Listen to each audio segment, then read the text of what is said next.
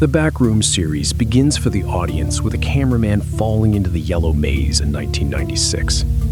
Inside the story, that tape arrives late. By then, a research company has already spent years trying to open the space. An experiment has changed the world outside the laboratory, people have disappeared, and internal employees have learned enough to hide what they know.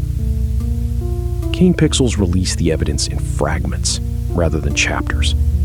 Dates appear on title cards, security footage, television reports, and paperwork. A video uploaded later may happen years earlier. Rebuilding the Order changes the first short from an unexplained accident into the visible edge of a much older institutional failure. The earliest major thread belongs to the Async Research Institute and Project KV-31. The company treats the Backrooms as a technical breakthrough, a way to create usable space outside ordinary reality. Test footage shows equipment, nervous operators, and attempts to stabilize an opening. The language is corporate and procedural. That restraint is important because nobody behaves as if they are summoning a haunted dimension. They are conducting an experiment with budgets, schedules, and presentation materials.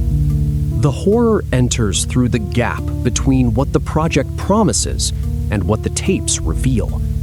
Async can open a threshold, but it does not understand the environment on the other side, the way it spreads, or the cost of forcing two spaces to connect. The tests progress from brief failures toward a stable opening. Once personnel can enter, the Backrooms becomes a workplace. Survey teams carry cameras, map rooms, install markers, and treat the complex as territory that can be measured. This is the point where the series could have become a conventional expedition story. Instead, the chronology keeps reminding us that access is not containment. The maze does not sit politely behind the laboratory door. Its appearance is followed by events in the outside world, including an earthquake and a rising pattern of disappearances. The exact mechanics remain deliberately incomplete, but the sequence strongly links Async's success with a broader rupture. The company has not discovered empty real estate. It has made reality less reliable. The found footage victims are crucial because they prove Async does not control the entrance. Ordinary people no-clip from unrelated places and years into the same impossible complex. Their cameras become unplanned field reports. Some see architecture that resembles Async's mapped areas. Others reach spaces that feel older, wetter, or biologically changed. News material and missing person data suggest the number of disappearances increases after the project begins. That is the central accusation hidden inside the timeline.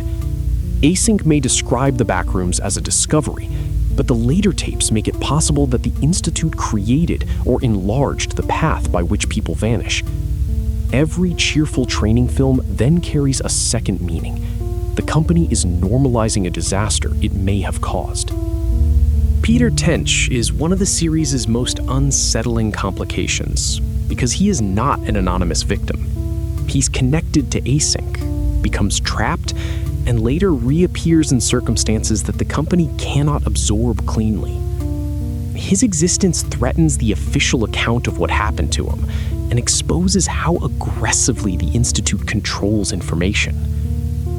Damage Control presents rehabilitation and drawings that blur memory, prophecy, and institutional interpretation. The chronology matters here. Images dated in 1990 can echo events viewers encounter through later tapes. Peter's story makes the company's secrecy personal. Async is not only hiding dangerous terrain from the public, it is deciding which version of an employee's life can be allowed to remain on record. The first found footage short gave viewers a pursuing shape, and later installments show organisms, growths, and behavior that invite classification. The series resists turning them into a clean bestiary. A scientific presentation proposes explanations, but the tapes rarely deliver the confidence of a finished report. The creatures may be native, transformed, opportunistic, or connected to material brought inside. Chronologically, they appear within a place Async is already modifying through exploration and infrastructure. That uncertainty keeps the story focused on consequences rather than rankings. The question is not which monster belongs to which numbered level. It is what kind of ecology can develop in a copied environment after humans cut a permanent door into it. If Parsons had uploaded the story in calendar order, the audience would meet Async, watch the tests, see the rupture, and then follow the victims. The chosen release order denies that comfort. The first tape establishes fear without context. Later corporate films explain just enough to make the accident look less random. A missing person video turns background dates into evidence. Peter's return makes earlier personnel records suspicious. Viewers have to preserve screenshots and compare timelines because no episode contains the whole answer.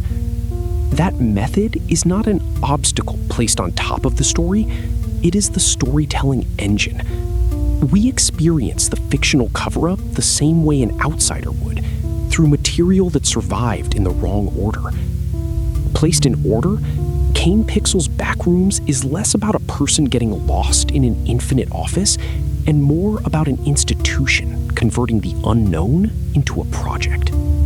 The first successful opening is presented as progress. Survey footage makes the complex look manageable. Training material makes it look safe enough to staff. The later tapes show the cost distributed across people who never consented to the experiment. Creatures are frightening, but they do not write press releases or erase personnel histories. The timeline keeps returning responsibility to Async. The company sees a door, names it, measures it, and continues opening it after the evidence stops supporting control. The found footage victims enter the maze. Async is the reason the maze can reach them.